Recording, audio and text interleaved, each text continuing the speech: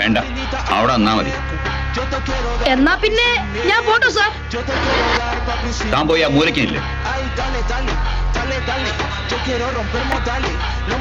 Devaki KM. Present sir. Meera A. Present sir. ആദ്യമായി പഴയ പാഠം.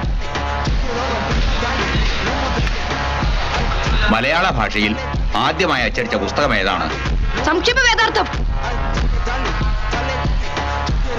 എവിടെയാണ് ഈ പുസ്തകം അച്ചടിച്ചത്? ഇറ്റലിയിൽ. പുസ്തകം എഴുതി അച്ചടിപ്പിച്ചത് ഫാദർ ക്ലെമന്റ് ആണ് സാർ.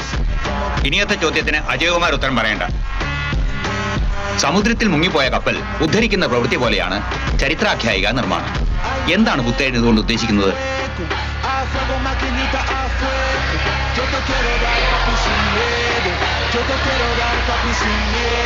മുരളീധരൻ.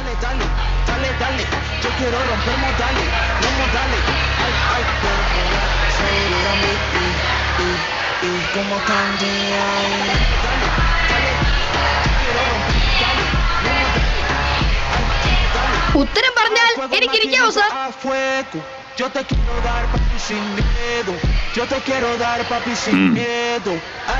പുത്തേഴത്ത് രാമൻ മേനോൻ സമുദ്രമായി സങ്കല്പിച്ചിരിക്കുന്നത് നമ്മുടെ മറവിയെയാണ്. കപ്പൽ ഏതെങ്കിലും പ്രധാനപ്പെട്ട ചരിത്ര സംഭവമായിരിക്കും.